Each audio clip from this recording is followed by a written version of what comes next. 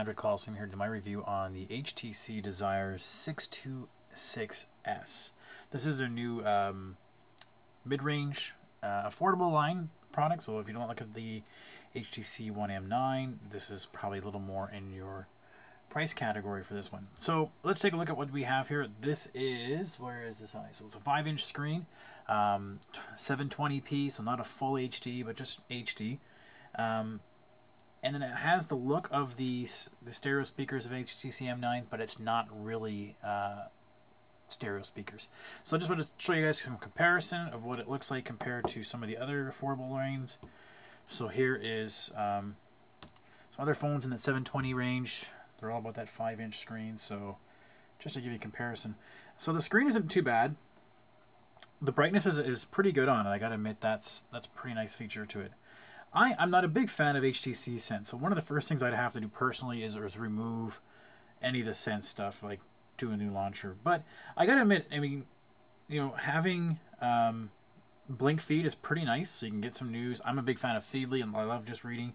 So something that's off the grid or whatever would be kind of nice to sort of go through on that. So that's the HTC Blink feed. What I also do like is the calendar option. So if I had to pick a day, let's see what tomorrow's.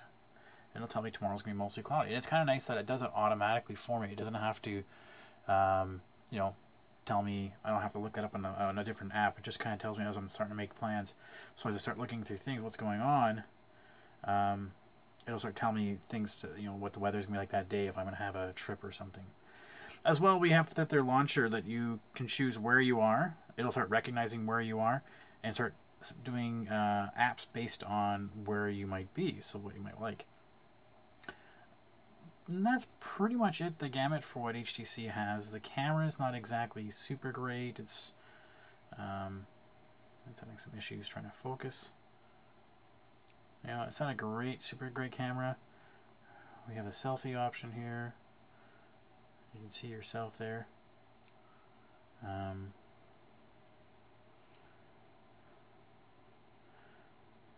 not too excited about it. Overall, it's a neat that it's plastic, but it doesn't feel like cheap plastic. It's, you know, like the HTC or the Galaxy S3 and the S4, they really tried to make it look like a metal and try to pass it off as a premium build, but it was just definitely plastic. With this one, there's some rubber on the sides, so it could give you that feel. But this is a plastic phone. Nothing too exciting about it, and it does work very well. It's very thin. I kind of like that. I just wish that those stereo speakers, I mean, the speakers are pretty loud, and I gotta admit, I mean, for the size of it, it's pretty loud.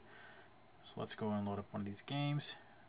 And I was going to complain about this thing about how slow it was, but actually, you know, for some of the games it runs into, pretty good. So, I mean, most of the regular stuff, like email and web browsing, it was working just fine. So, you know, we talk about right now, people looking at getting these devices that are looking for their, you know, back to school or for their older parents. This would be pretty good for it. I gotta admit, it's not too bad. And then it actually handles game okay. Now it does absolutely slow down infinitely when it comes to ingress. Like, it's absolutely super slow. Everything else runs just fine. I don't know what it is, just about ingress makes it run absolutely super slow, but everything else works just fine. I mean, it's not a top end. It's not my, you know, G4. It's not going to last super long, but it does the job just fine. And like I said, I'm surprised how well it sort of handles some of these games. Like, even I've never really played this game before. I've been trying to figure it out, so I'm not so good at it. I mean, you know, the less RAM does make it a little harder to load some of the things. Personally, I would want to stay away from the 8 gig space, but that's up to you. Speaking of space, so it does have the micro SD card slot, so that is there if you want.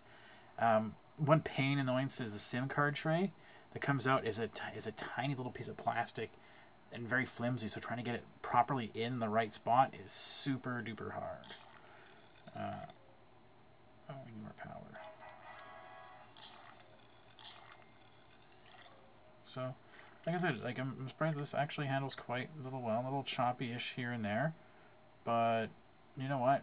For what it is, it's doing quite well, and you really can't argue with that. Okay, I'll have a full review up on the website, guys. This is the HTC Desire 626S. Great for somebody who's looking to get into some smartphones. So let's say a kid looking to go to school, or grandparents, parents who are getting out of the flip phone era.